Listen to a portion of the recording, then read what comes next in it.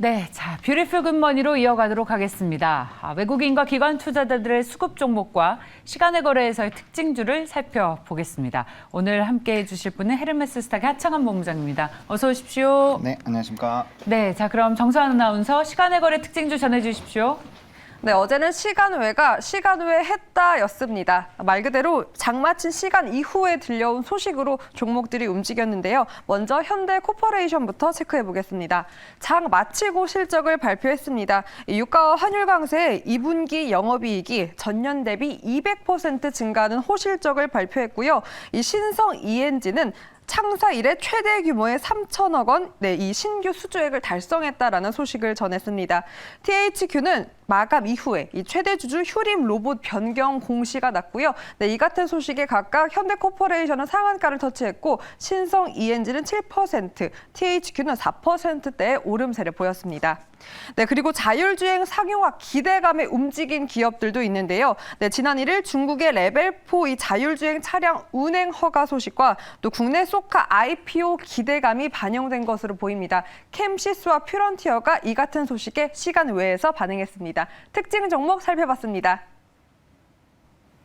네, 자, 좀 어떤 종목이 보입니까? 저 네, 안에서. 저는 퓨런티어를 좀 선정하고 싶습니다. 물론 이제 신규 상장 종목이고 이제 5개월 정도가 지나고 있는데 6개월에 이제 보호회수 물량이 나오는 게 있습니다. 뭐 신규 상장주들에게는 피해갈 수 없는 부분이고요. 뭐 기간 물량이 한 7.8% 정도 네. 있는데 일단은 이 퓨런티어가 이 카메라 모듈 쪽에서는 굉장히 조금 독보적인 좀 지위를 가지고 있다라고 보시면 되는데 차량용 쪽으로는 거의 뭐 점유율 1위라고 보시면 될 것 같습니다. 56%. 그러니까 퓨런티어의 장비를 통해서 나가야 되기 때문에 그에 따른 좀 수혜가 나타날 것으로 기대가 되고 있고요. 뭐 앞서 말씀해주신 것처럼 이제 자율주행에 대한 우리 기대감이 굉장히 큰데 지금은 이제 조건부 쪽으로 가고 있죠. 현재는 2.5단계인데 뭐 3단계부터 이제 자율주행 쪽으로 넘어가서 이제 4단계 쪽으로 가야지 우리가 뭐 크게 신경 안 쓰고 이제 자율주행으로 갈 수 있는데 그러다 보니까 이제 카메라에 대한 수요는 늘어날 수밖에 없다라고 보시면 될 것 같습니다. 아직까지는 스마트폰 시장이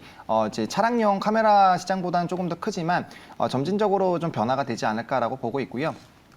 그래서 이제 카메라 모듈 수가 계속적으로 늘어날 수밖에 없고 카메라가 나가는 양이 많이 늘어나게 되는데 그 안에서 어쨌든 독보적인 지위를 가지고 있기 때문에 시장 자체가 커지면 해당 종목은 자연스럽게 수혜를 받는 종목이다라고 보시면 좋을 것 같습니다. 그리고 지난 1분기 실적을 보시게 되면은 뭐 이제 영업이익과 순이익은 흑자 전환을 했고요. 뭐 매출액도 굉장히 좀 큰 폭으로 늘어나고 있는 기조고 정부에서도 27년까지 자율주행 레벨 4를 좀 노력을 하고 있는 상황이기 때문에 국내외적으로도 전반적인 수혜가 나타날 수 있다라는 관점에서 좀 기대가 되고 있고요.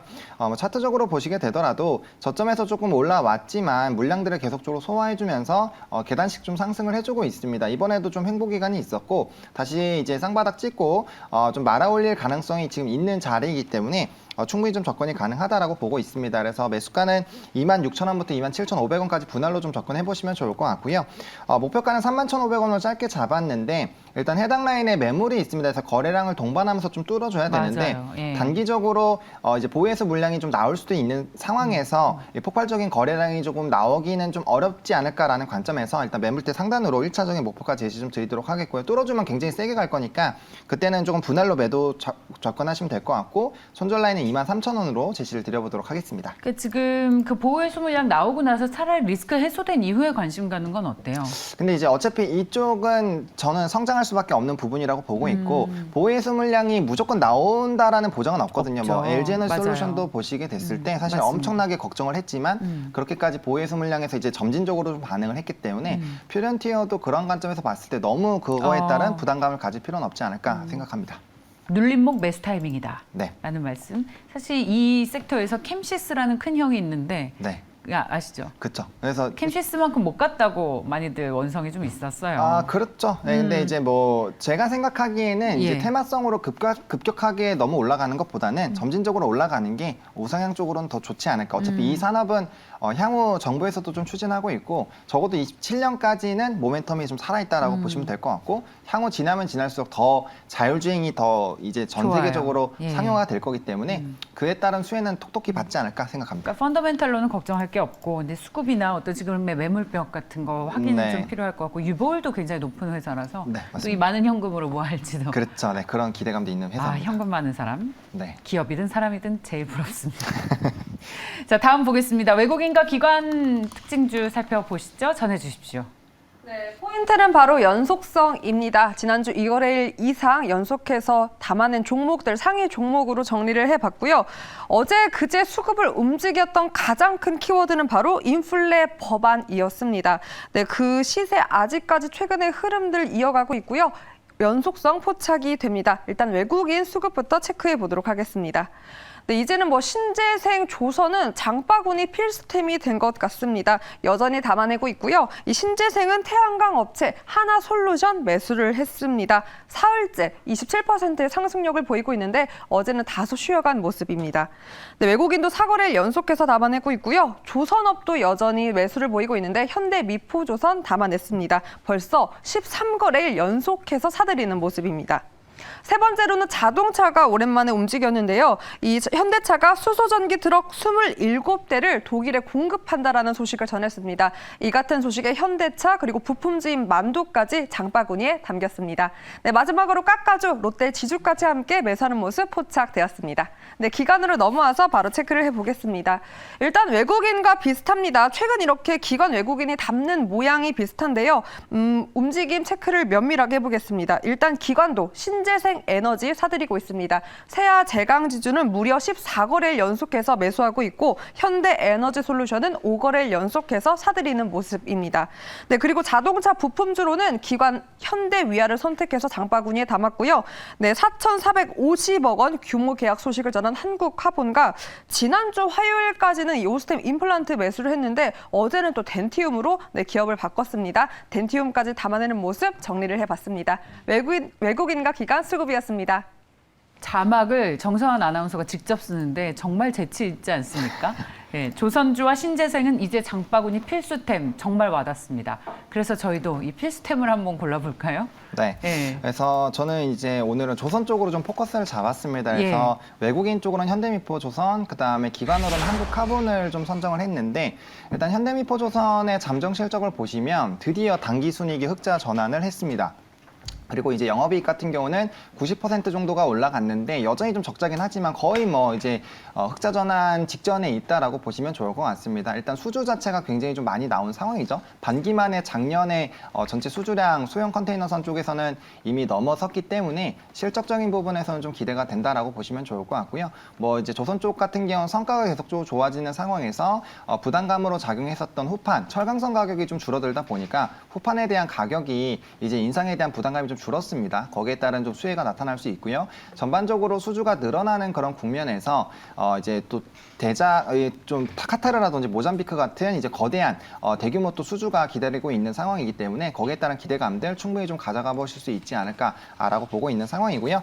또 현대미포조선 같은 경우는 지금 박스권 상단을 뚫었습니다. 그래서 이제 월봉으로 보시더라도 위에 매물대가 해봐야 7%, 8%밖에 되지 않습니다. 전반적으로 조선업의 턴 어라운드가 기대가 되는 시점에서 물량까지 없는 상황이고 지금 굉장히 오랜 기간 이 박스권에서 움직였는데 해당 부분을 좀 뚫어줬기 때문에 고가 랠리가 좀 나오지 않을까라고 보고 있습니다. 그래서 조금 위치 에너지는 높은 상황이지만 5일선까지 93,000원까지 분할로 좀 접근을 해보시면 좋을 것 같고요.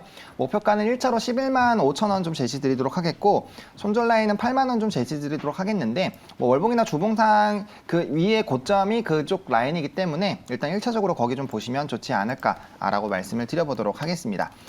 이어서 좀 한국카본 바로 말씀드리면 이 조선업의 기대감이 좀 따라서 이제 LNG 본행제에 관련된 부분이 좀 수혜를 받을 수 있는데 우리나라가 수주가 많이 늘어나는 이유는 결국엔 LNG선에 대한 이런 기술력입니다. 그래서 거기에 따른 엔진이라든지 본행제 쪽으로 관심을 가져보셔야 되는데 국내에서는 한국카본과 동성 화인텍이 양대 산맥이기 때문에 해당 부분에서 좀 긍정적이고요.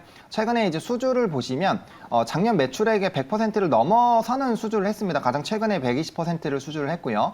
추가적으로 이 최근에 진행한 수주들이 거의 160에서 170% 정도 한계에 있기 때문에 점진적으로 실적은 좀 개선이 되지 않을까라고 보고 있고 이전 분기에도 실적이 좀 좋아지는 기조였고 작년 대비 워낙 이 출하량이 줄면서 부담감이 있었는데 조선업 전반적으로 3분기 이후로 이제 조선에 대한 이런 출하량 자체가 늘어날 것으로 기대가 되고 있기 때문에 거기에 따른 좀 수혜를 받지 않을까라고 보시면 좋을 것 같습니다. 이 종목도 정말 오랜 기간 박스권을 좀 만들어 나고 있었던 종목인데 지금 그 부분을 좀 뚫어주고 있는 상황입니다. 그래서 목표가는 16,000원으로 이제 고가 랠리를 좀 이루지 않을까라고 보고 있는 상황. 상황이고요. 매수는 14,000원까지 분할 매수, 그리고 손절 라인은 12,000원 제시를 드리도록 하겠습니다. 최근에 한국카본에 대한 중복 의견이 나오고 있습니다. 저희 오늘 장바구니에 조선주 집중적으로 담아봤고요.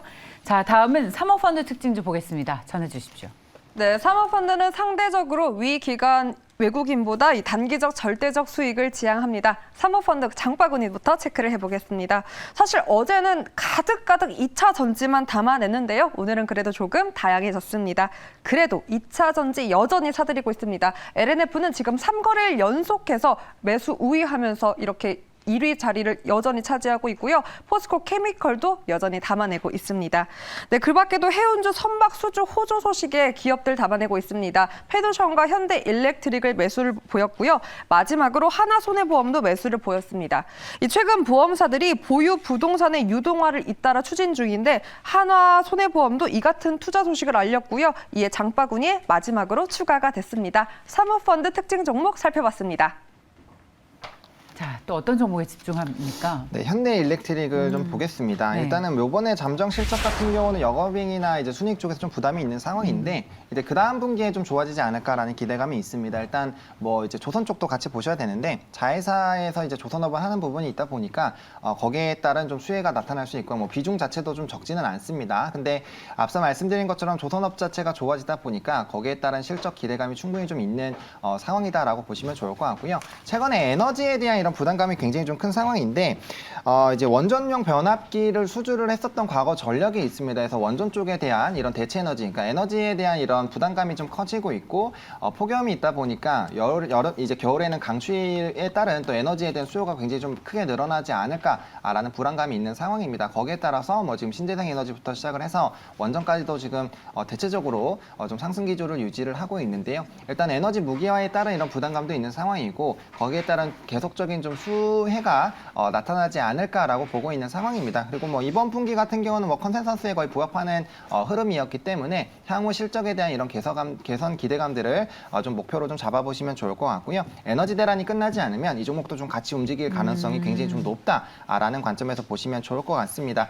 해당 종목도 박스권 상단을 좀 뚫어주려고 하고 있는 상황입니다. 그래서 전고점을 뚫어주게 됐을 때 해당 종목 같은 경우도 이제 주봉상으로 봤을 때 이제 고가 라인이 좀 뚫릴 수가 있습니다. 이전에 굉장히 좀 주가 위치 에너지가 높았는데 이제야 이 강력하게 하방이 나왔었던 그 라인들 그리고 슈퍼 매물대를 뚫어주는 라인이기 때문에 이 다음부터는 모멘텀 붙이고 쭉쭉쭉 올라갈 수 있는 좀 기반이 마련이 되어 있다라고 보시면 좋을 것 같습니다. 그래서 주봉과 월봉 모두 역배열에서 정배열로 바뀌는 초입 부분이라고 보시면 좋을 것 같고요.